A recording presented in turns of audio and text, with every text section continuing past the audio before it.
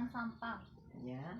Waktu pelayanan penyetoran sampah, hari, jam kerja, pelayanan, peminjaman, jenis sampah yang dapat disetor dan kondisi sampah yang dapat diterima, minimal sampah, sistem bagi hasil bank sampah, tata cara penarikan tabungan, pemanfaatan hasil, sedekah sampah, jasa penjemputan atau pengambilan sampah, tata cara peminjaman uang. Sampah apa saja yang bisa diterima oleh bank sampah dan apa fungsi dari bank sampah untuk keberlangsungan kehidupan kita? Pertanyaannya? Wabarakatuh. Terima kasih atas kehadiran kalian, siswa-siswi SMK 12. Tentang Bank Sampah Kriya Perempuan, kebetulan saya Rismayanti selaku Ketua Bank Sampah Kriya Perempuan. Kalau kilas balik tentang Kriya Perempuan itu, dulu kami mengajarkan kas dengan teknik mengumpulkan sampah yang bernilai ekonomis. Sampah yang bernilai ekonomi dijual, dikumpulkan jadi kas. Makanya disebut bisa sedekah sampah. Ya. Nah, ketika kita melakukan bertujuh itu, akhirnya banyak sekali orang bertanya, ada apa itu dan ngapain itu. Nah, kami di sini akhirnya memperhatikan masih banyak orang-orang itu yang membuang sampah ke sungai, berangkat kerja. Terus juga karena lahannya yang luas, mereka lebih suka membakar sampah. Jadi saya sepakat bersama teman-teman kita mengedukasi masyarakat. Jadi ada 3 teknik, ada 3 sampah yang terpilah. Organiknya kita akhirnya dapat, organik kan bisa terurai. Kita buat kompos, kita membuat kompos secara alami. Jadi sampah basahnya, biasanya kalau orang-orang punya juglangan itu intinya sampah basah masuk ke situ semua, kecuali plastik. Akan terurai dengan alami apabila terlalu kering, terutama kresek. Kresek itu harga sangat murah sekali, Rp300 per kilo. Tapi karena kresek juga harus mulai memahami bahwa sebaiknya apabila kita tidak memerlukan kantong kresek, kurangi. Tidak menghilangkan tapi kurangi. Harus bijak mengelola sampah-sampah yang dipilah dari rumah, disetorkan nasabah ke kita. Biasanya kita lakukan 1 bulan sekali. Jadi sampah itu harus bersih dari rumah.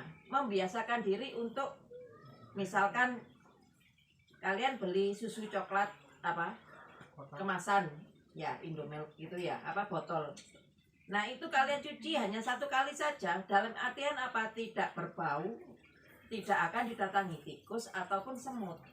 Nah masing-masing di rumah masing-masing itu ada kantongnya, misalkan ini untuk botol, ini untuk kertas.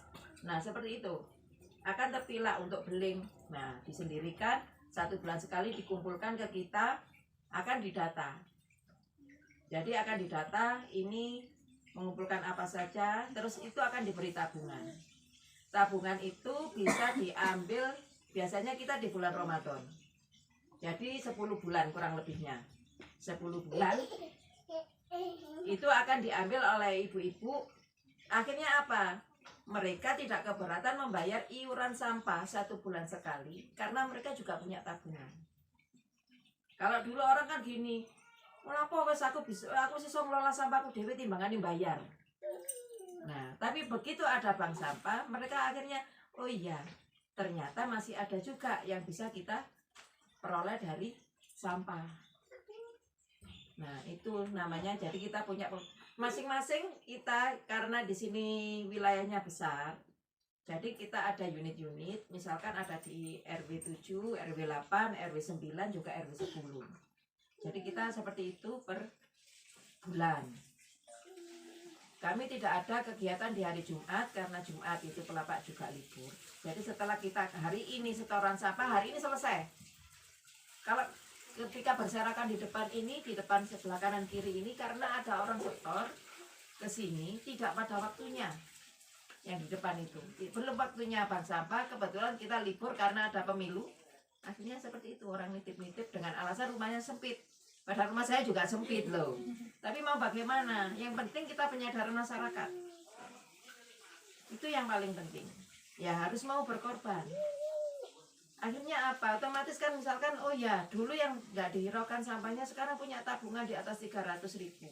Berarti dia mengelola sampah satu bulannya kurang lebihnya 30.000. Kalau kali 10 kan 300.000. Bahkan ada yang sampai 600.000, 800.000. Ternyata apa? Beliau punya 3 orang anak, sampah rumah tangganya itu yang bernilai ekonomis dikumpulkan, disetorkan ke ibunya. Jadi ibunya punya tabungan besar. Jadi puasa-puasa dia nerima tabungan dari sampah. Terus 5%-nya untuk souvenir.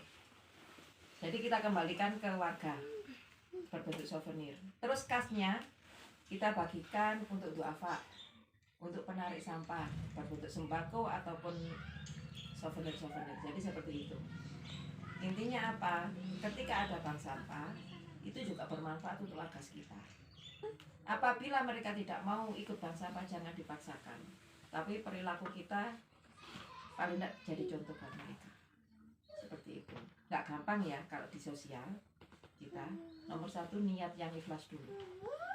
Kalau nggak gitu nanti akan mengeluh karena banyaknya kendala di lapangan. Ada yang ditanyakan? Bagi nasabah baru yang belum bisa memilah, kadangkala karena dianggap kita itu bank sampah, semua sampah disetor. Misalkan sampah residu tidak bisa kita terima karena kan tidak laku dijual. Kita ambil sampah, tapi sampah residu kadang masih kita terima, kita cuci bersih, nanti kita simpan, kita manfaatkan untuk ekobrik. Apa itu? Yaitu bungkus-bungkus snack yang di dalamnya ada aluminium foil. Itu kan masuk fleksibel plastik, itu residu. Sangat sulit dikelola.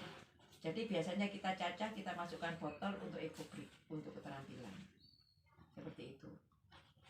Ya, ada lagi? Sampah basah bagaimana tidak bau, bagaimana sampah basah bisa terkelola. Jadi di depan itu tanaman-tanaman itu saya tanam pakai kompos sendiri, hasil kompos sendiri. Dan pupuknya saya pakai POC atau lindi, kalau tidak begitu pakai ekoenzim. Itu hasilnya. Lidah buayanya seperti raksasa. Hanya pakai lindi atau POC.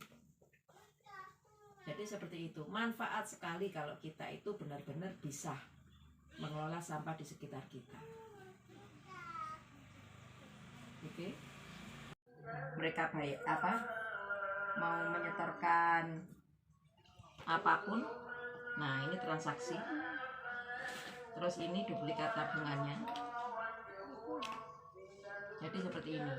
Mereka punya tabungan di sini terdata. Ya, jadi kalau dikatakan bank sampah nggak sekedar ini, kami punya seperti ini. Terus kita punya tabungan yang dibagikan.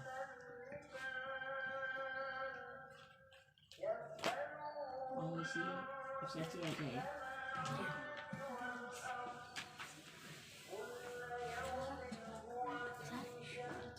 Ini ekoenzim kita buat. Jadi ekoenzim ini adalah fermentasi kulit buah. Yang ini 2 bulan, ini 4 bulan. Ini 4 bulan. Yang ini 6 bulan. Terus saya kembangkan jadi masker. Ini masker wajah.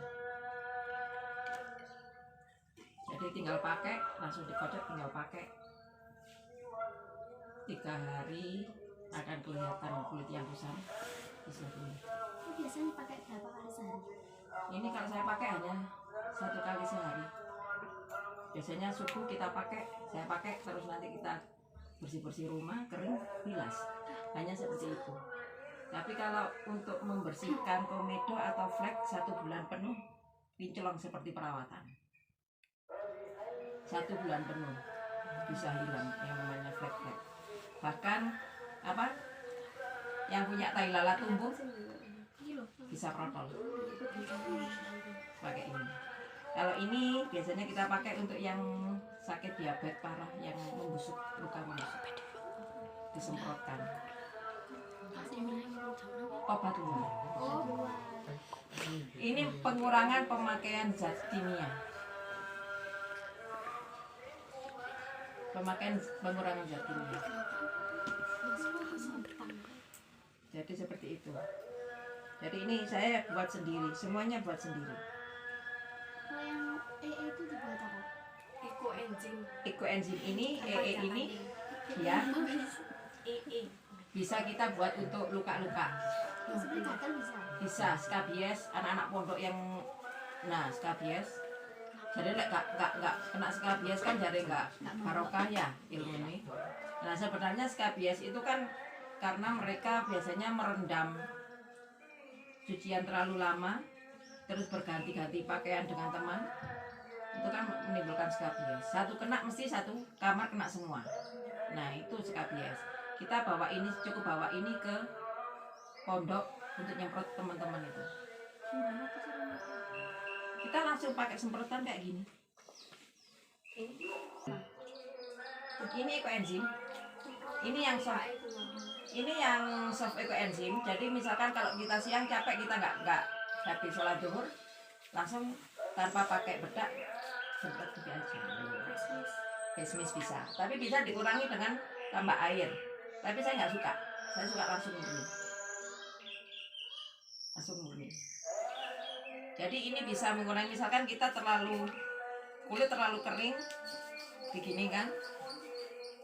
Kalau kemarin saya sini sama sini ini sangat beda toh, sering sepedaan ini kan jadi hitam banget belang.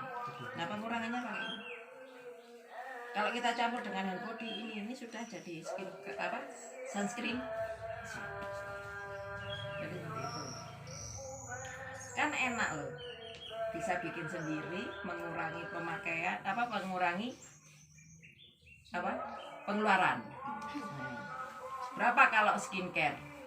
100.000. Nah, sedangkan ini saya hanya 30.000. Ini hanya 30.000. Satu botol. Iya. Buah-buahan. Fermentasi minimal 5 kulit buah. Kita fermentasi 6 bulan. Kalau ini 4 bulan. Kalau ini pakai molase, ini pakai gula merah. Jadi terminum pun ini tidak apa-apa. Kalau kita sariawan atau bau mulut kurang tinggal gitu. Enggak ada rasanya. Seger. Nyoba ah. Itu dari kulit buah apa aja? Macam-macam. Coba di tangan. Loh. Emangnya apa? Hanya bau fermentasi aja. Aroma buah toh. Panik.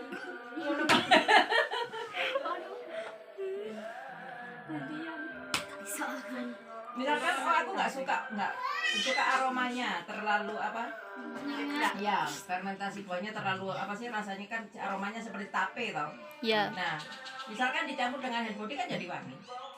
Kalau dipakai bukan boleh. Jadi selama dia tidak tercampur dengan air, ini bakteri asam laktat di sini sama asam asetat nomor satunya. Jadi bakteri asam laktat ini kita katakan kita sedang memperangkap makhluknya Gusti Allah yang namanya bakteri asam laktat. Dia akan keluar atau terurai dengan air kurang lebihnya 5 hari. Dia akan membersihkan air dan dia akan mati. Itu fungsinya seperti itu. Dan ini hasil dari fermentasi itu tadi. Kalau seperti ini saya lebih banyak pakai kulit pepaya. Karena apa? Mesti kan dijadikan sabun pepaya untuk memutihkan wajah, saya pakai ini. Saya jadikan ini. Gitu. Jadi ini sampah loh ya. Kita tadi kan membicarakan tentang sampah, ini loh sampah. Nah ternyata kalau dimanfaatkan, manfaatnya banyak juga menghasilkan cuan.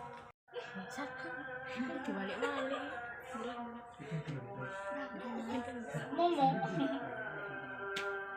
Hitam banget, wajahnya hitam banget. Cobaan Sar, enak Sar. Cobaan di tanganmu coba. Tangan. Tangan mobil. Aku mau. Lu langsung.